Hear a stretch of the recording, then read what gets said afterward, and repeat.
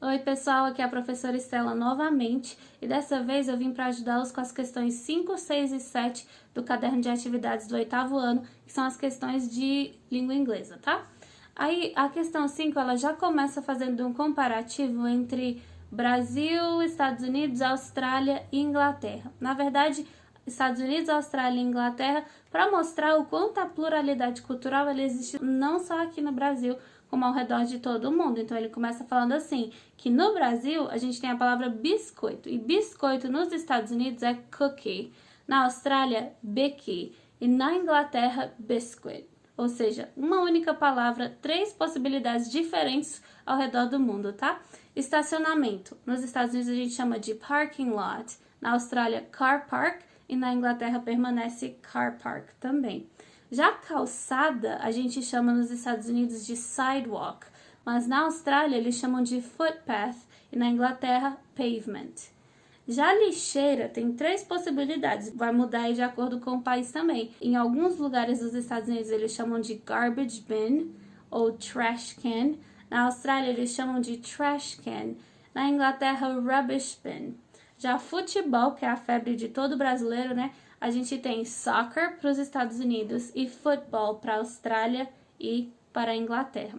E aí o enunciado da questão diz assim: a pluralidade cultural é encantadora. Ela acontece dentro do nosso próprio país, já que cada região do Brasil tem o seu jeitinho próprio de falar determinadas palavras, e ela acontece também em países que falam o mesmo idioma, a exemplo do inglês, mas que possuem suas próprias características regionais.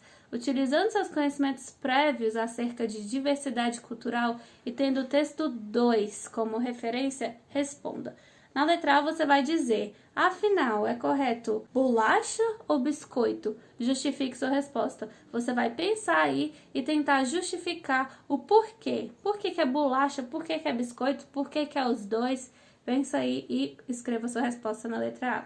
Letra B. A língua inglesa é bastante presente no nosso dia a dia. Tem algumas palavras que já conhecemos por estarem presentes nos jogos que jogamos, nos filmes, programas, séries que assistimos, nos nomes de empresas e ainda tem aquelas que conhecemos por já termos tido a curiosidade de saber como falar. Quem nunca teve a curiosidade de saber como falar alguma coisa em inglês e acabou correndo para pesquisar, né, gente? Quais das palavras do texto acima você já conhecia? Elas pertencem ao inglês americano, australiano ou britânico? Então, você vai analisar aquela tabelinha e vai dizer quais daquelas palavras você já conhecia e qual é a referência com relação ao país. Se é os Estados Unidos, se é a Austrália, se é a Inglaterra ou até outro país que a gente nem citou aí nesse gráfico, mas que você sabe que aquela palavra venha de lá, tá bom? Letra C. O folclore, o samba e a capoeira fazem parte da cultura brasileira. Se necessário, faça uma breve pesquisa e escreva aqui 2 coisas que façam parte da cultura dos Estados Unidos, da cultura da Austrália ou da cultura da Inglaterra. Então agora é a sua vez de pesquisar aí o que faz parte da cultura desses países e escrever aqui na letra C da questão número 5, tá bom? Agora, começando com a questão 6, ela já vai pedir para você analisar um texto que ele tá num formato de chuva de palavras. Existem várias palavras aí nesse texto, e elas estão de diversos tamanhos, formas, posicionamentos e assim vai, tá? Vou ler o trechinho do texto para vocês e vocês acompanhem aí do outro lado. One of the most fascinating aspects about the world is the great diversity that exists among people. So, we need to understand that human beings are indeed very different, and we need to understand exactly what these differences are so that we can see how much diversity can be enriching. Então, ele está falando basicamente aí sobre o quão fascinante é perceber que o mundo ele é realmente diversificado, que a diversidade existe, né? Então, letra A. O que você entendeu sobre diversidade? Então, além da palavra diversity, tá bem aí grande, sabe? É a maior palavra que tem dessa chuva de palavras, ela também apareceu no decorrer do texto. Então, com base nesse parágrafo, o que você entendeu acerca de diversidade? Agora, letra B. Na linha 1, a palavra fascinating corresponde ao fanatismo dos aspectos da diversidade. Sim ou não? Explique melhor esse termo. Fascinating é realmente um fanatismo dos aspectos da diversidade? Você concorda com isso ou não? Fascinating, o que seria? Se você não sabe, você pode pesquisar esse termo aí no dicionário e tirar suas próprias conclusões. Só para reforçar, aqui no texto ele já começa falando assim, ó. One of the most fascinating aspects about the world. Qual o sentido ali da palavra fascinating? Letra C. Na linha 3, diz que nós precisamos entender exatamente o que essas diferenças são. Por quê? Então, na linha 3 do texto ele fala assim: We need to understand exactly what these differences are so that we can see how such diversity can be enriching. Então, por quê que nós precisamos entender exatamente quais são essas diferenças em termos de cultura, de diversidade, tá bom? Na imagem acima, sobre as palavras embaralhadas da diversidade, você conseguiria traduzir alguma dessas palavras para o português? Tente traduzir o máximo que conseguir. Então, ali eu já estou vendo várias palavras, por exemplo, diversity, diverse, use, inclusion, gender, equality, including, often.